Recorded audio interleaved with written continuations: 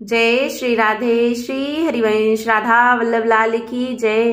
पूज्य गुरुदेव महाराज की जय। बहुत बहुत स्वागत है आप सभी का। हम सुन रहे हैं सखियों के श्याम प्यारे कन्हैया की बड़ी ही मनोरम लीलाएं। तो चलिए आज भी हम एक बड़ी ही सुंदर सी लीला सुनते हैं जिसका नाम है राज रोग लग्यो हिये माही। बड़ी ही प्यारी लीला है।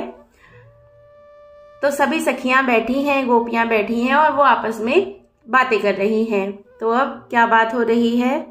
सखी कहती है, अरे बहनों, इतने दिनों तक तो हम यही समझती रही कि यह श्याम रोग हमें ही लगा है, पर कल ज्ञात हुआ कि यह तो किसी ब्रजबधू को भी लग गया है। पद्मा बोली, क्या हुआ सखी? सब सुनने को उत्सुक हो उठी। होगा क्या तुमने कल नहीं सुना कि विमल दादा की बहू बैरागिन हो गई है? हाँ सुना था, पर इसमें इस राजरोग की कल्पना गंध कहाँ है?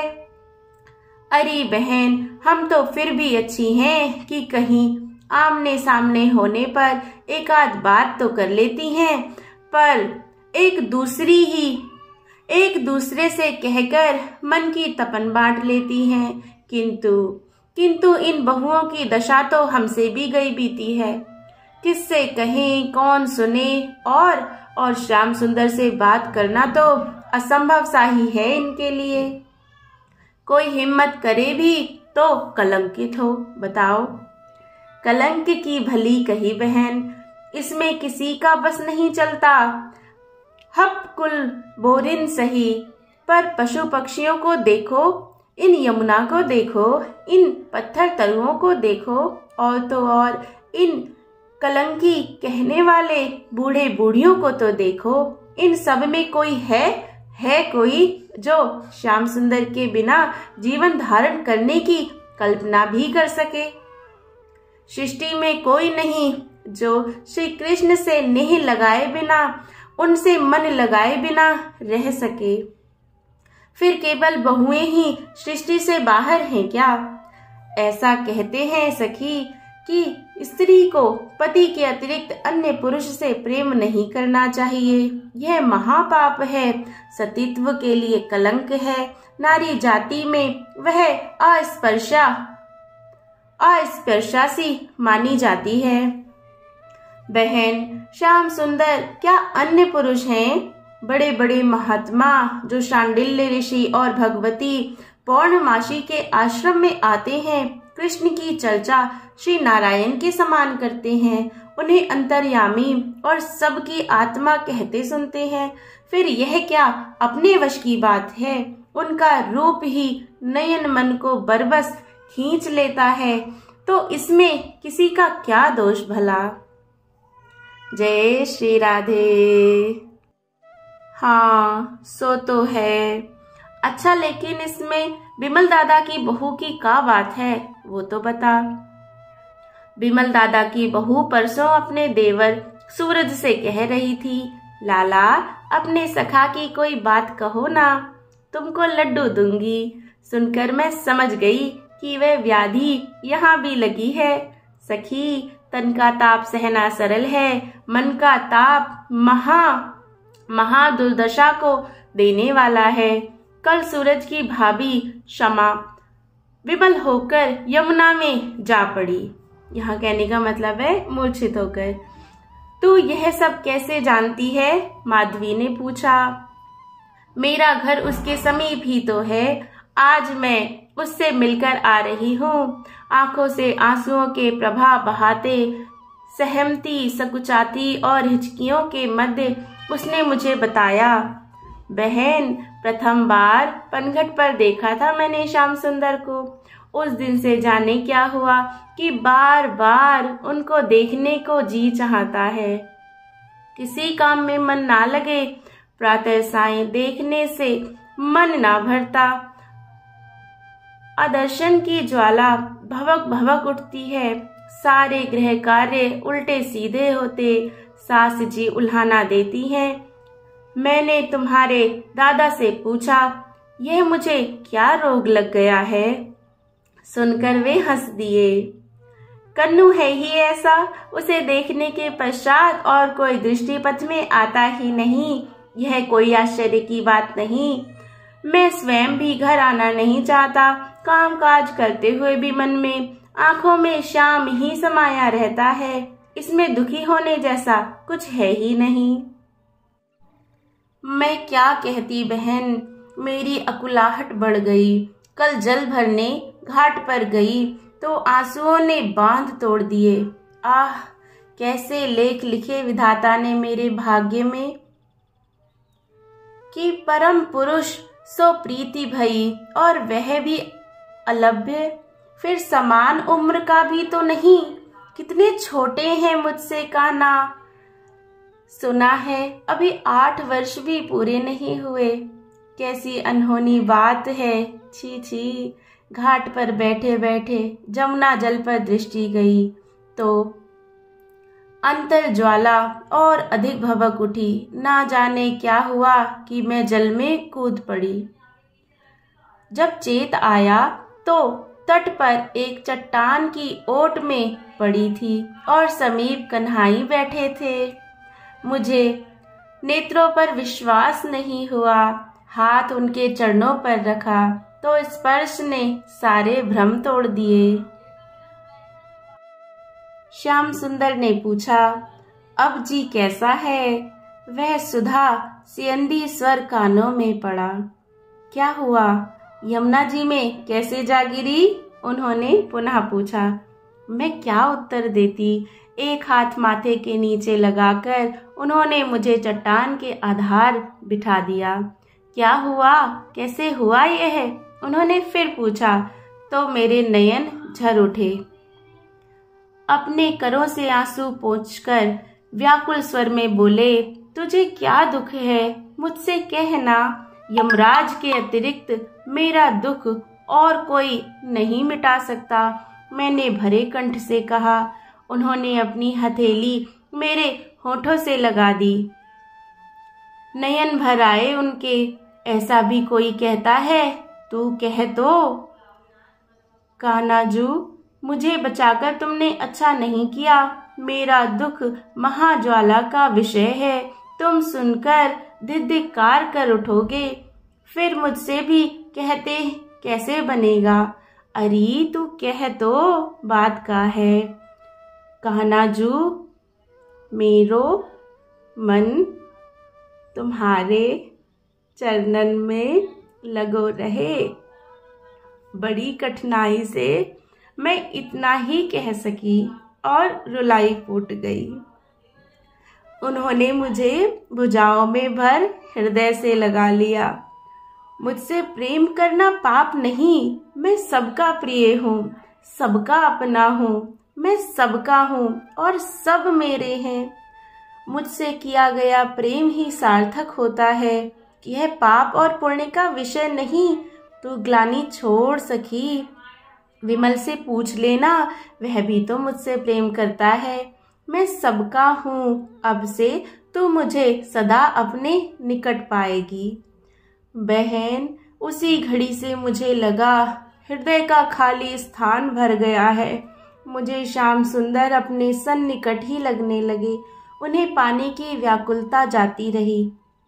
ना मालूम यह सब कैसे हुआ। वह तो सखी मैं जानती हूँ, मैंने हंसकर कहा। काकी चिंता कर रही थी कि बहू को जाने क्या हो गया है। कभी हंसती है, कभी रोती है और कभी बड़बड़ाने लगती है। संध्या को सूरज आया तो देखते ही भागा और हाथ पकड़कर श्याम सुंदर को ले आया। उसे कहते सुना, कन्नू देख देख मेरी भाभी को क्या हो गया है। क्या हुआ? क्या हुआ? देखूं भला। उस समय मैं भी सबके साथ लगी तुम्हारे घर चली आई थी। श्याम सुंदर ने कुछ क्षण हाथ पांव और मुख देखा, फिर कहा, काकी इसकी औषधि बरसाने में है। कोई है लावन मारो कि मैं ही ला दूं? अरे लाल, सांझ हो गई है, अब औषधि आ जाती तो रात शांति से कटती। अच्छा काकी, मैं जाता हूँ, उन्होंने कहा। अरे पद्मा, तू मेरे संग चल, मैया डांटेगी, मैंने कहा। डांटेगी तो डांट खा लेना, चल मेरे साथ। मैया केवल तेरी ही है, मेरे बाबा मैया नहीं है क्या? श्याम ने खींच कर कहा। चली जा लाली, तेरी मैया को मैं मना लूंगी, काकी ने कहा। बरसाने जाकर श्याम सुंदर ने मुझसे कहा, विशाखा को बुला ला। विशाखा जीजी आई तो उनसे कहा, सखी श्री किशोरी जी का चरणामृत ला दो। क्यों, क्या करना है? तू ला दे सखी, उपचार करना है, उन्होंने कहा।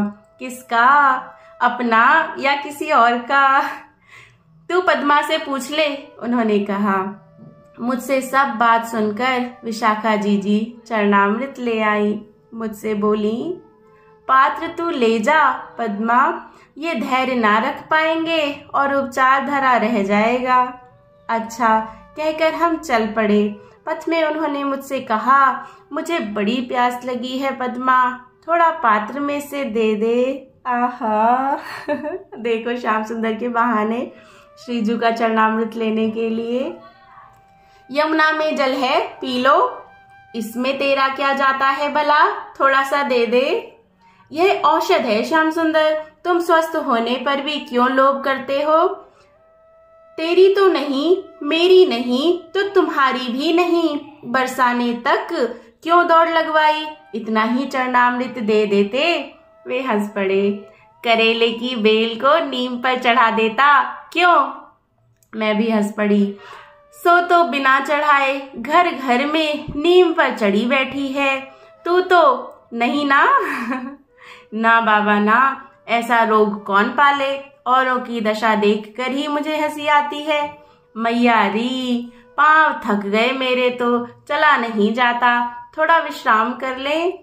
अंधेरा घिरने लगा है, बाबा मैया चिंता करते होंगे। तुम क्या छोरी हो कि सायं प्रातः देखना पड़े? मेरी मैया खींच रही होगी, छोरी का जन्म ही बुरा, संसार भर के रोग लगे, कलंक लगे और घर बाहर सभी स्थान पर बंदिनी। क्यों, तू क्यों मर रही है? तुझे तो कोई रोग नहीं लगा, श्याम सुंदर ने पत्थर पर बैठते हुए कहा।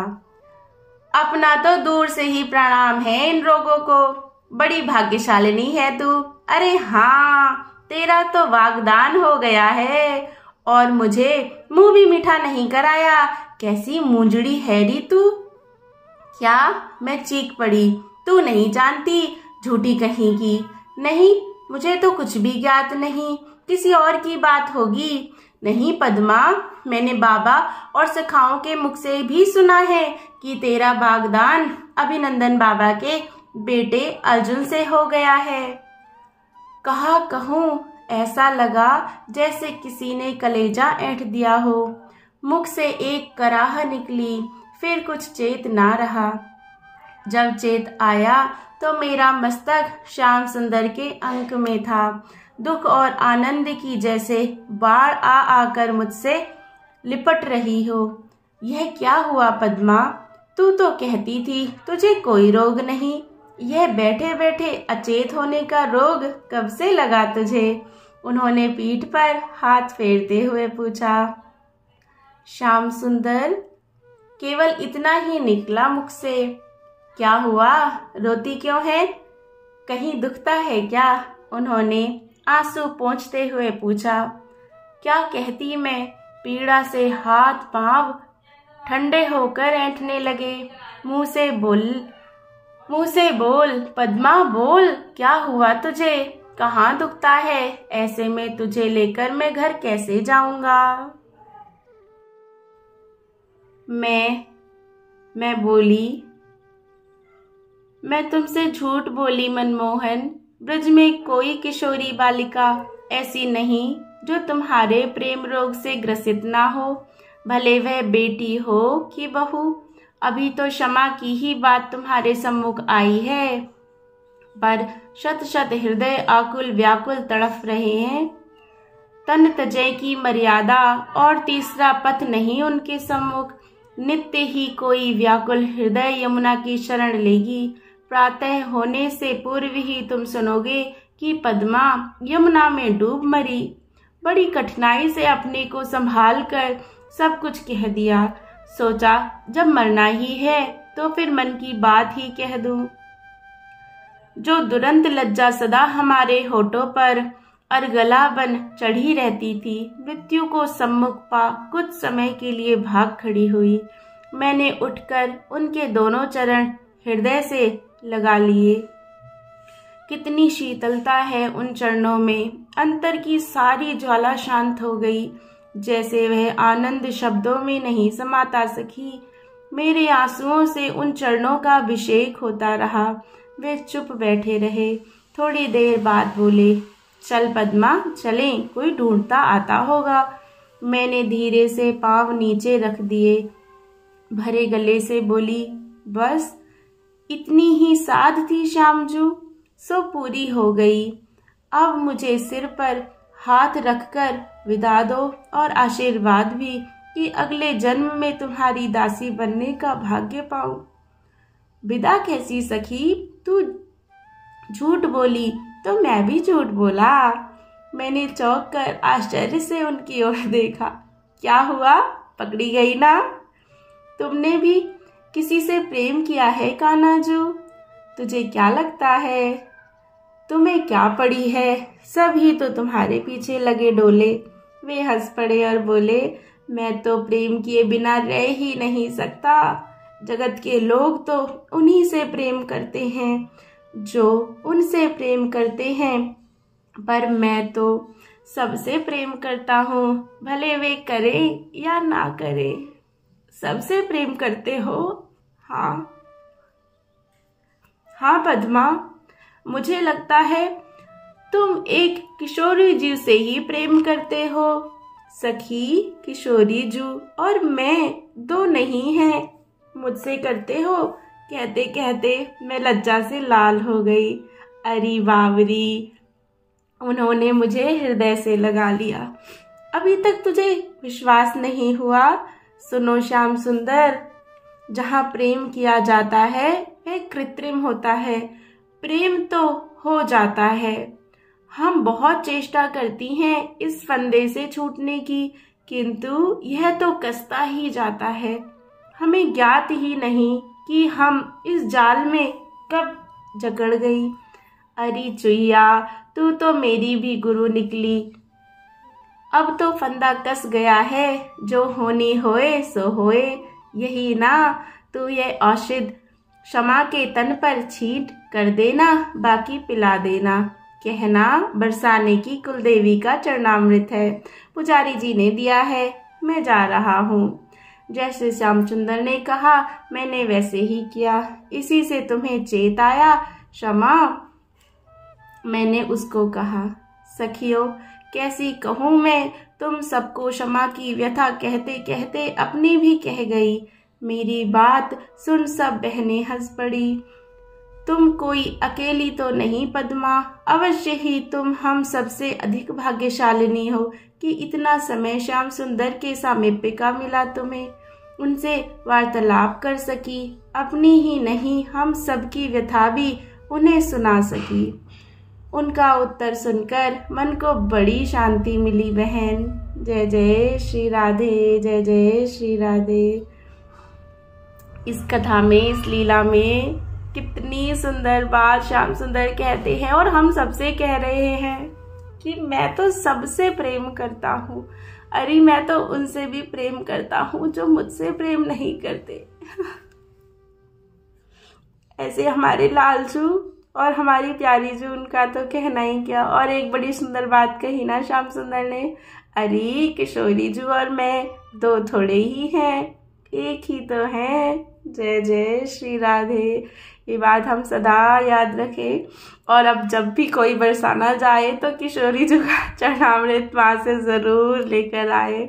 और घर में कुछ भी किसी को हो तो चरणामृत के छींटे दे और पिलाए। श्री जी कृपा से उसी से ही सबका उद्धार होना ही है, होना ही है, होना ही है। जय जय श्री राधे, जय जय श्री राधे। जय जय श्री राधे श्याम।